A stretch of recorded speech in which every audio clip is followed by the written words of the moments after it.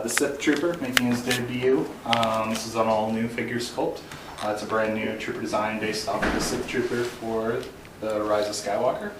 And then sort of comes with his iconic blaster rifle and the Mega Sith rifle, new for the film. We have the Shadow Trooper. That's a redeco of our Rogue One Stormtrooper. So that is utilizing that sort of definitive new sculpt, but it's ultimately bringing in a bit of newness by way of the new pauldron and ammo pouch, as well as coming with the DLT-19 heavy blaster and the Rogue One E11. To finish out the main line, I'll just shoot you guys right down to the end. We're going to have the repacks of the Princess Leia ceremony. So that's our first time actually getting onto the vintage card back. That was a repack of our 2015 Black Series 3 3/4 inch figure. Of course, we've updated it with the photoreal face printing to really pay justice to that Carrie Fisher likeness. And she comes with the Yavin ceremony medal, ideally for Chewbacca. And then lastly, we have the Jawa. So that was a really great one to be able to get out on the vintage card back, and really ties into the original early bird release set. That is again a repack of the 2014 Black Series 3 3/4 inch Jawa, but again it was a brand new sculpt at that time, which makes it a great candidate for the vintage collection here. As we move into some of the exclusive opportunities, we do have our special action figure set, which is going to be kind of that Cave of Evil. So we have our Darth Vader with removable head that reveals the Luke portrait on the inside, as well as repacks of the Luke Skywalker, Dagobah, and Yoda. Those actually have a bit of newness to them. The Luke is actually an all-new portrait, so it's an updated face with photoreal, updated head sculpt with photoreal, as well as the Yoda. The Yoda itself uses the Revenge of the Sith body with the soft goods from the Black Series 3 3/4 inch figure, as well as it does include both the backpack as well as the additional hands for Luke himself. As we move over to the other side here, we have, for the first time ever, this is actually our buildup of a Sith Armory pack. So it actually has an A at the end of its VC number, so it shares a VC number with the mainline figure, but ultimately gives the fan community a way of being able to really build out the armory for that character. So it has all the accessories that we did with our 6-inch San Diego reveal, and ultimately allows you to sort of be able to build that character out with a bit more. And lastly is going to be our Yavin Luke Skywalker Yavin ceremony figure. For that, again, it's a great opportunity to really give that card back for the first time since the original, or actually for the very first time. So that was a figure that never had an original vintage card back. This is the third time actually doing Luke in the Yavin ceremony outfit. He came out in the Black Series with a few updates to his original release, and then for this we actually did an all-new head with photoreal, as well as new hands. And then for the forearms, we found that the arms themselves are really long, so this actually uses the forearms from Ponda Baba. And last, what we have here is actually the ATST Raider from The Mandalorian. So this is a repaint of our Black Series 3 3/4 inch ATST, again updated to really match the deco scheme of the Raider that we see in The Mandalorian. It does have soft goods throughout, covering the elbow joints, as we sort of see in the entertainment. And then new to this is actually going to be kind of this Klatooian Raider figure, which actually uses kind of a partial build. It's a new head wrap, torso, and body wrap, actually placed over an existing Weequay figure. So that, combined with new deco throughout, really creates a great new figure for the line. Great. Alrighty. So our Black Series 6-inch line we'll move through quickly so that we kind of have time for questions. So right here is our December 1st wave, showing them all together for the first time. Janna and Cara Dune were revealed a week and a half ago on the live stream for Triple Force Friday. Two great new figures from Entertainment. Cara Dune's got a lot of great features, a knife that actually kind of sheathes into her boot. Janna brings some new weapon form factors to our Black Series line. including her bow and arrow, arrows that actually fit into the quiver. That quiver is from a Stormtrooper gauntlet design. And then 3 more figures that we revealed publicly for the first time today. Another Jet Trooper from the First Order, kind of aligning that, bringing that form into the Black Series for the first time. Wedge Antilles, obviously we were excited earlier this year with the 40th anniversary fan vote to see all the love for Wedge. That was for F5. This is an F4 version, obviously. Utilizes that Luke body, but an all-new head. And then Luke in his Yavin ceremony outfit. That item obviously was revealed a couple weeks ago for Berlin Comic-Con as a convention exclusive with a lot of accessories, because of course that outfit is his outfit in the comics. This figure will come to mainline with that medal, making him the Yavin ceremony figure. And then these items are our newly revealed exclusives. So Chewbacca and C-3PO, you can see C-3PO for the first time in his disassembled glory. So all new F5 versions of those two, very beautiful. So new version of Chewbacca and obviously C-3PO with the plugs you can see right there when the limbs come off. IG-11, that cool IG unit, we're all very excited to see him kind of in action for the first time in 39 years, not just standing there on the deck of the Star Destroyer, but taking action in The Mandalorian. Excited to bring another one of our Clone Commanders with Clone Commander Fox, C-3PO and Babu Frick, so lots of C-3PO love in the line. Obviously that's in The Rise of Skywalker. Babu Frick, you can literally see is less than 1 inch tall, but Sam, and I should mention, in case you don't know, Sam is just saying who we are. Sam is the design manager for Star Wars. I'm the senior brand manager, both in charge of our fan line. Sam's actually in charge of all Star Wars at this point. So, Babu Frick, Sam's team managed to pack, I think, 7 points of articulation? Six into that. Depends on how you count them, yeah. Into that 1 inch. C-3PO is hyperthermatic. Thermochromatic. So when you expose him to cold, his eyes turn red, as we saw in the trailer. Force Spirit Yoda, bringing another one of these into our line after the 2017 Force Spirit Obi-Wan Kenobi, with that cool deco scheme and kind of the cool blue packaging. And then Luke Skywalker in his Return of the Jedi outfit.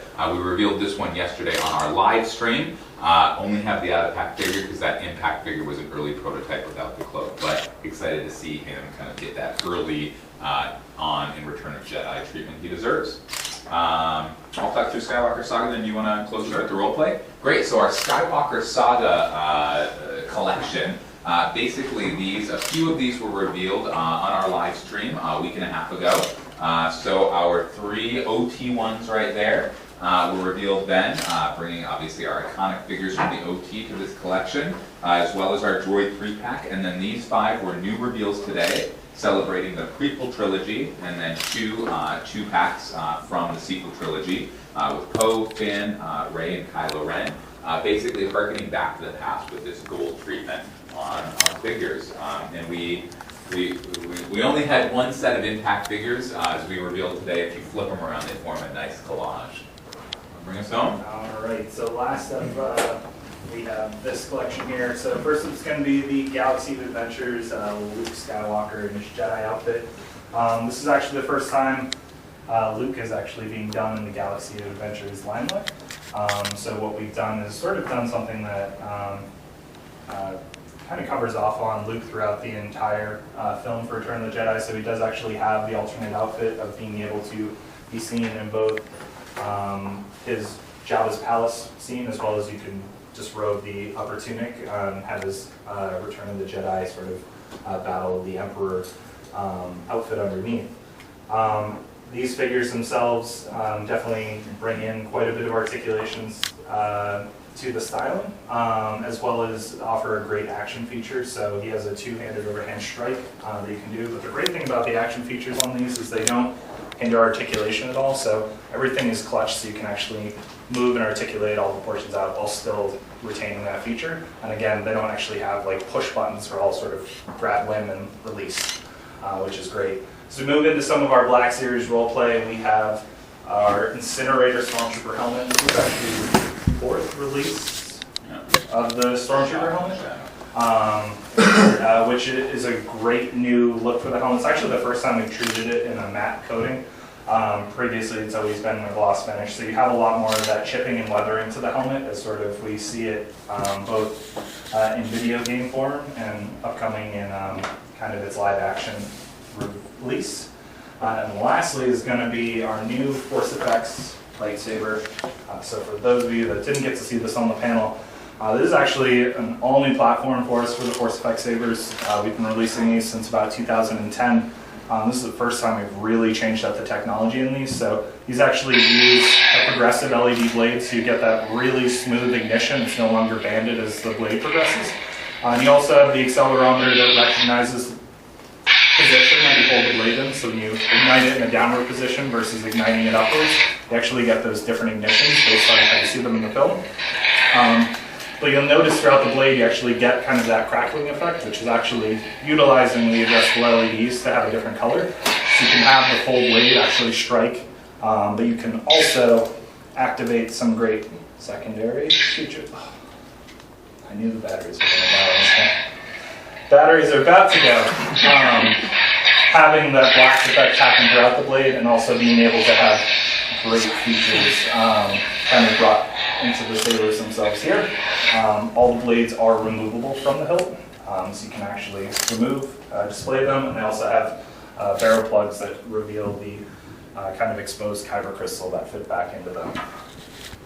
Great. So that's a quick run through of what we just presented in about 50 minutes.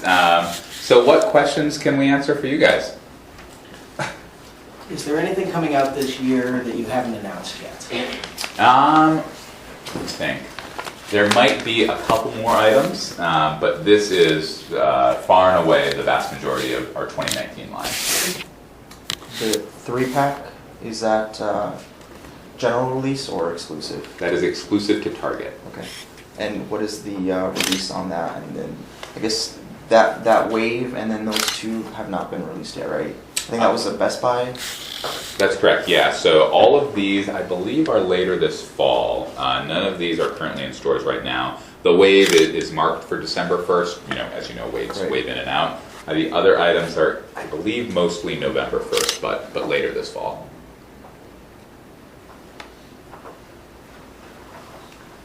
I Yep. got a question from Volker. Absolutely. Uh-oh. Always good questions. Yes. We love the passion.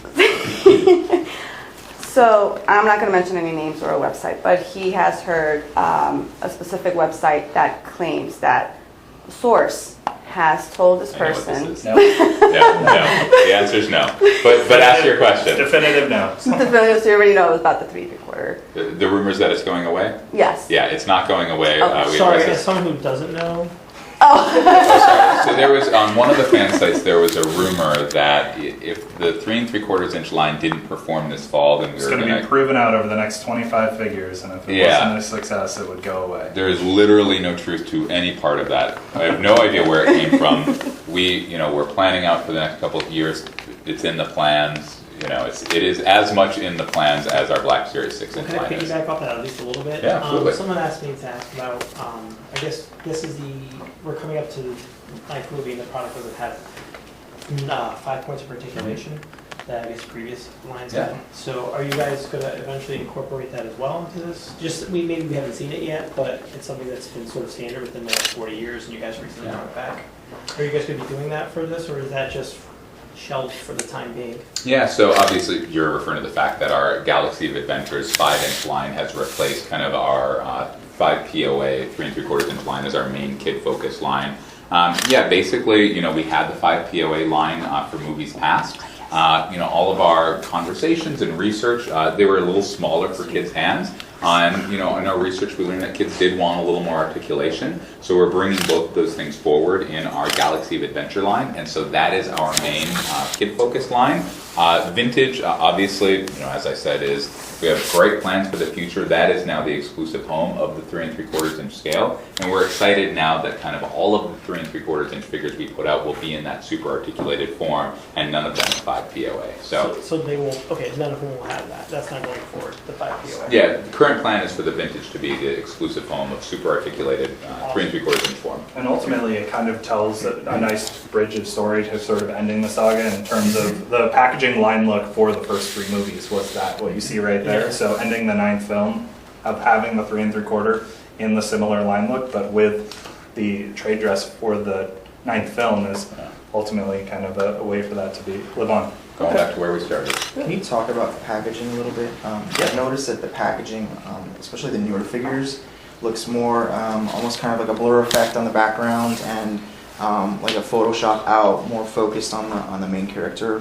Whereas some of the older figures are kind of like just clips from the movie. Is there a specific change that you guys are taking an approach for those? Or? The biggest challenge, and we started to see this as we started rolling out the solo product, is getting film out and scenes from the film before the movie actually comes out. It makes it very challenging to actually get it onto the pack. But we've actually had a great partnership with Lucasfilm Disney to be able to get kind of to a place where we have these assets to what you're seeing is a built composition that our packaging group does to ultimately have these. And for characters in the original line look where they didn't actually have the character seen in the film, if you look back to like Boba Fett in 1979, that's like a character on like a flame explosion, almost looks like a G.I. Joe figure. That was something where it was a composed composition at that time. So ultimately, if it is a character that we don't have a film out for, the composition is a way for us to be able to do that. And we're careful with the vintage collection to really, we've got a group that kind of keeps track of all of those principles and precedents set for the vintage collection. So when we encounter a situation, we always ask, well, in the same situation, how was it done in the past? Because we know consistency is important. So like Sam said, we're following that same tradition here. How about Rey? I noticed that the Rey figure that was just released on Triple Force Friday just says Rey. Is that a movie thing that you can't release a name there's no Jakku, there's no is that just intended to be the main character just kind of like Luke Skywalker, or is there something else behind that? So it's basically with trademarks. When Force Awakens first came out, Rey wasn't known. Right. And so we had to qualify it as Rey Jakku. Now that Rey is firmly established as a Star Wars character, it doesn't need that same qualifier. So if the same kind of legal frameworks were around today, if there was a character that was just Luke in the original movie, it might have had to been qualified. Once Luke was established, then it doesn't need to be qualified. So it doesn't say anything about episode 9. Quick question. Yeah. The Target mystery box, we understand isn't actually a Hasbro package. It's the Hasbro figure. But the actual mystery box itself wasn't directly from you guys. Is that true? So we certainly work in close partnership with Target, and that was basically kind of we have our global team, and then we have our local market teams, and then the retailer teams, and so that was a collaboration between all of those three groups. Right. So, yeah. So Hasbro's not releasing a mystery box. Yeah, I mean, concept. so I won't say what's in the mystery box. I don't want to spoil the mystery for anyone. But yes, it is. I won't say anything more. I don't want to spoil the mystery, but yeah, that's a fair assumption to make. The figure in the mystery box, will it be available outside of the mystery box? It's announced as a Target exclusive. I don't know if I want to spoil the mystery for anyone. It's not a mystery. But there's only one figure in there. That's quite important, isn't it? It's not a. I believe on the box itself, it says that there is a single figure. Yes. But it's not mixed up. It's not a random figure. It's a specific. Yes. figure. Yeah. We Good. would say that. Same figure. Yeah. Cool. Okay, so another question from Mr. B. Yep. With the release of Force Friday images, you showed a Skywalker X-Wing in a vintage box. And he is sad to see that Rogue One sees no love in the lineup. Where is Merrick and his X-Wing? Rogue One was actually a fan favorite movie, and it's kind of being ignored. What are your answers to that? Yeah, I think the big reason for choosing Luke and Red 5 over Merrick was definitely in terms of this is the conclusion of the Skywalker saga. So definitely, having that film of where Star Wars began, having Luke in that trench run and in that definitive X-Wing, we definitely, there's a lot of support for that. X-Wing. It's never been in the vintage collection. Yeah. So I think it was really important for us to be able to get that vehicle out, and ultimately it helped to drive some great new product. We got an all-new vintage collection Luke Skywalker pilot.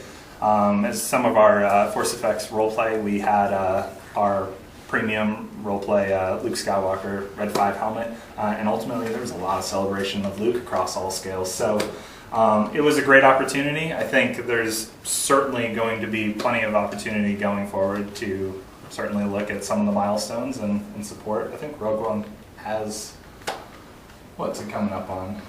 5 years. Oh, it'll be 5 years in 21? I think with that, obviously we always say we can't reveal anything that's not revealed. There will be some Rogue One love over the next couple of years because we are very aware that fans love it. What we've heard is fans consider it part of the OT, and we're excited to bring more of that product to the line. Is that Luke X-Wing new, or is it just all reused? 100% new figure. So it was The vehicle, the X-Wing. Oh, sorry. The Yeah. vehicle itself was the previously released. So in the vintage collection, it came out as Biggs, Biggs's Red 3. And then it was utilized in the trench run. I think it even had like a Dagoba Swamp release, like covered in debris, but it's never actually part of the vintage collection. So side by side, it's made a huge improvement in terms of accuracy of color as well as the paint operations in terms of being able to fully weather out that vehicle to really kind of celebrate it and have it feel in line with the rest of the vintage collection. And then there was another X-Wing you released as part of that, which was the Poe. We did. And that looks like it's all new. That right? is a 100% brand new T70 X-Wing. So again, true scale. So previously we had it out in 5 POA, which was a much smaller compact version of the vehicle, but this is a full-size T70 X-Wing. And then, you know, because it was a vehicle that was built for the vintage collection, everything in terms of the landing gear fully folds up, descends into the body. You have doors that cover up the landing gear. You have removable plates to showcase different parts in terms of the inner workings of the engine. A pretty substantial cockpit that has a flip-up dashboard to really be able to comfortably fit your figures in, as well as a droid port that can support both BB as well as R2 units. And then in terms of the vehicle itself, it is definitely weathered appropriately to the vintage collection. Yeah, you had a question? Yeah, just really quickly. My friends, I guess, did Horse Friday and they hit a bunch of their Walmarts, and they said the vintage collection was, in their estimation, largely untouched. And I know he and I, on the way home, we hit a Target, but everything was, we didn't see the same thing. But is there any concern at all about long-term success with repacking existing figures versus new product? So this is something we actually talked about. This is something we actually talked about on the panel. Oh, okay, great. Oh no, it's not, but I'll restate it. Please. So, when we launched the vintage collection, we knew that there were a lot of figures that had never before been on the vintage card back. We know that with the vintage collection, the product is great, but the packaging is important as well. Yes. And I think what we said on the panel is we went a little overboard in putting those great figures onto a vintage card back for the first time.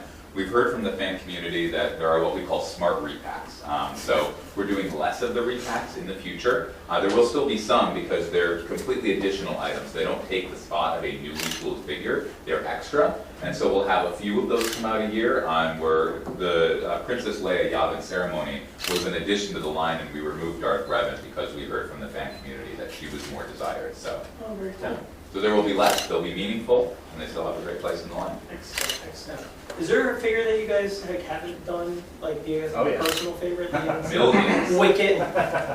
Where's Wicket? That's what I wanted. I mean, there 2010. definitely Wicket had its release. There was one for, hold on.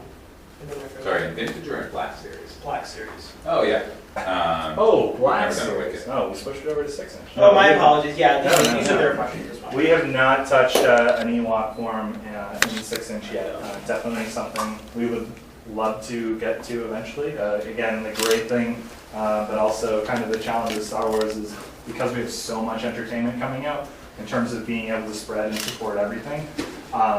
We just haven't gotten there yet, but I would say it's definitely it's on the horizon for us to eventually get there. I think 2023 is obviously a big year for Jedi, so I think that's 4 years off, but I think somewhere between now and then we'll probably get it. That's a healthy life. Yeah. You had asked about kind of figures we want to see in the line. My answer last year was George Savant, so I'm sticking with that one. I want to see a George in the line.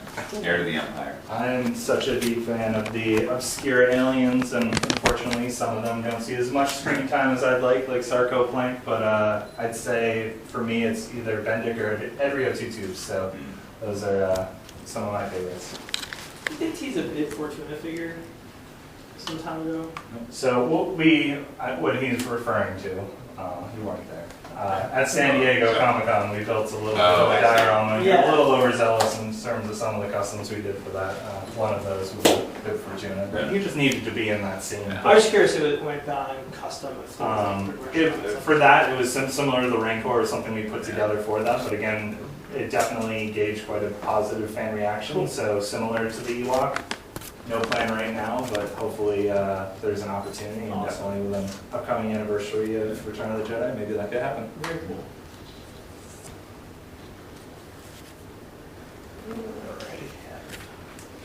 Can I ask? Yeah. Has the batteries died or that completely now? I think we can get some juice. Let me just scoop by. You want to get a? Because you're so photogenic. Can we? The red ice turned red in cold Yeah. temperature. Yep. Just water or any like from the fridge. I don't think water. I don't know if you'd want to put it in water. I think You fridge or could do. freezer. You could do cold water. Put your fingers in water, though. It doesn't seem like good. Water. Sometimes we go a little All water. right. All right. This isn't. I don't know. It Well, should not be. like- It yeah. should, okay. Cold water yeah, should be fine. yeah. Not Maybe like just hot. bottled water. Oh yeah. When you do the demo you did at the panel. Yeah. So. Yeah. So cold temperatures. Force effectively addressable LED blade, so you get the really dynamic progression to If the you blade want. itself. So you get that You'll put it really in the smooth freezer on and bring it back activation, out with the red as well eyes. as You guys when want it's a held in picture a with the red downward eyes? position. You get that different secondary position that you see Kylo kind of in the teaser Sticking trailer him in the freezer? activating his lightsaber behind him. The saber itself does have fully removable blades, as well as because we went to the addressable, you get this fantastic crackling effect throughout it, where you actually get that great secondary color. It also enables us to be able to introduce secondary effects. So I think there are different audiences things for like this. various I'll let blaster them effects talk about happening that throughout the now. blade, as well as like great kind of wall cutting action on the blade itself, and then that full white blade strike. Awesome. Thank you. No problem.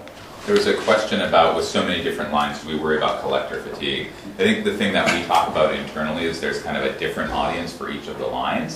So we certainly have the kid-focused lines, like, you know, we've heard some good kind of adult fan feedback to the Galaxy of Adventures lines, and that's great, but that's kind of primarily targeted towards the kids who are watching that animation. And then we really kind of have two collector-focused lines with the Vintage Collection and the Black Series. We know that there's some overlap, and that's great. But we also know that the Vintage Collector is more so kind of that collector who's been with it for 42 years, you know, loves that kind of classic scale. And then there are, you know, in some cases, newer collectors. 6-inch is kind of a newer thing in the past 10 years across many different entertainment properties, and so that's a somewhat different fan as well. So we are definitely focused on these two lines. And then there are other items that we do, kind of less item count of, like our premium role play, our hyperreal, etc. So those are nice additions to the line. Are there going to be other expansions besides, like, the Jabba's throne room? I think it was in the Like the Jabba's Palace. Yeah, they said they did Jabba's palace. The vintage Are they- playset. Are they doing more expansions to that, or any parts of that? More play sets. Yeah. So, I mean, we were very kind of excited to see the great response to the Jabba's playset. It was the first time we'd done a playset like that in a while. So, as you know, kind of we always say, when there's a great response, you know, it encourages us to do more in the future. So, nothing to reveal, but you could definitely see more playsets in the line. Just kidding. I'm getting this one. So. What's wrong with I'm it? getting this one. Oh, free. So a little bit of history with that figure. That was something that we didn't know if we were going to be able to do on the figure, just from any sort of a story reveal standpoint. So we had to push it off as long as we could before actually implementing it into the figure. So anything that was pre-production didn't actually have it, but the production figures did. I think we caught it by like 3 days to actually implement it in the final production. So Cool note. yeah, it was that, or it had to be temperature dropped to something insane, because they're like, what if it's a cold night? Someone walks into the retail store, picks it up, walks out to their car, and then like get the figure home, and the eyes are red. So that's pretty cool. Pretty neat. Other questions? Excuse me. I don't think it has a policy for Luke. That was just revealed. The ceremony or the one that's comic like- pack? One of the European exclusives, and then they're bringing it here. Yeah. So that's November 4th, after all of the EU Is it? conventions are over. That was at the panel, I assume. We mentioned it at the Oh, yeah.